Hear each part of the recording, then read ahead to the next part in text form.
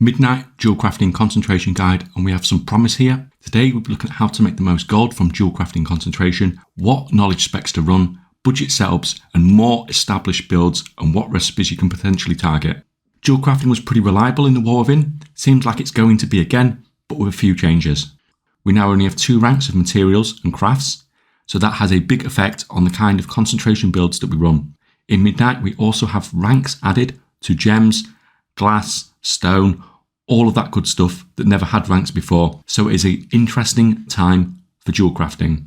For profession gear, everything is so expensive at the start. I think anything more than just a rank 5 green profession gear is kind of overkill until the prices come down. Multicraft tool with no enchant is honestly fine.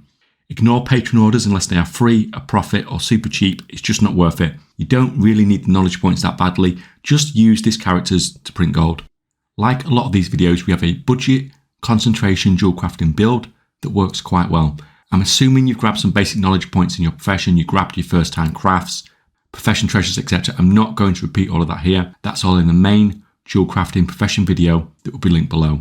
Only need 25 profession skill to start making gold from jewel crafting concentration.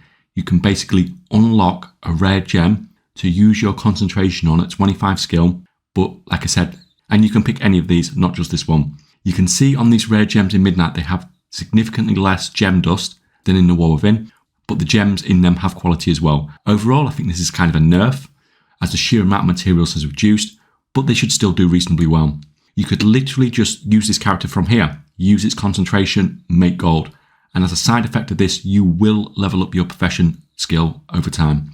I think these gems stop giving you profession skill at about 75 or so you're going to make some good progress over time, and it's at a profit, not a huge loss. If you can afford to, it's nice if you can push through to 50 skill as the build does get better. We will start by putting 20 points into thorough throughput and 30 points into outrageous output.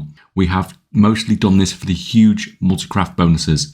If you have any further points, you can work towards getting 30 points into calculated concentration. This will give you a huge buff to ingenuity, and once you have this filled out, 100% concentration refund on an ingenuity proc. Fantastic.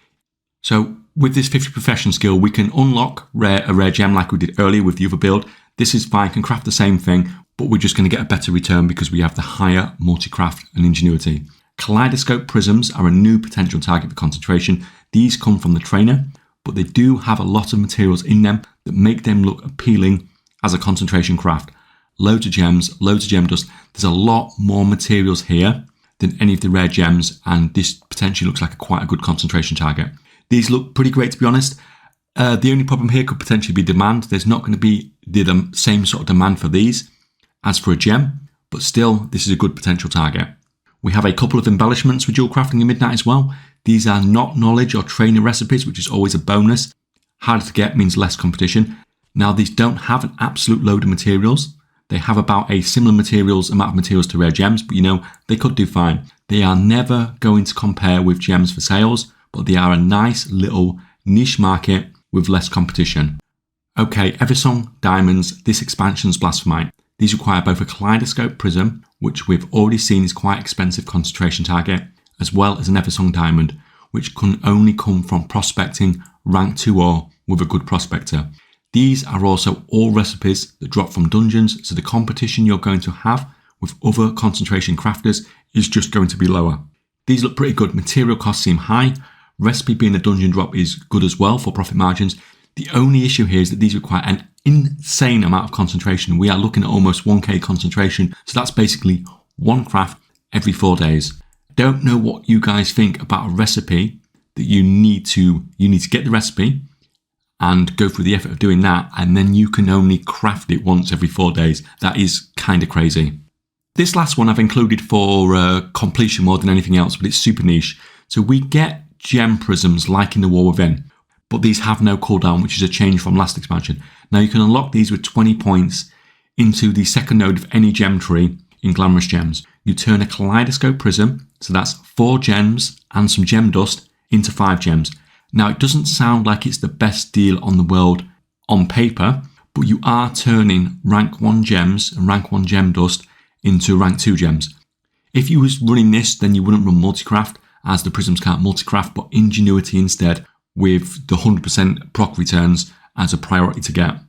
This is purely going to depend on what the prices are like for the uncut rank 2 gems, but we'll have to see about this one. I don't think it has the same sort of potential as the other ones, mostly because it just can't multi-craft, which is a huge factor.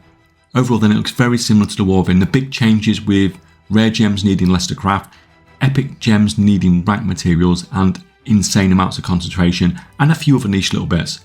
There is some nice stuff here. If you found this video helpful, please leave it a like and let me know in the comments below if you agree with what I've said about Jewelcrafting Concentration, and are you going to be aiming to craft gems that cost 1000 concentration each?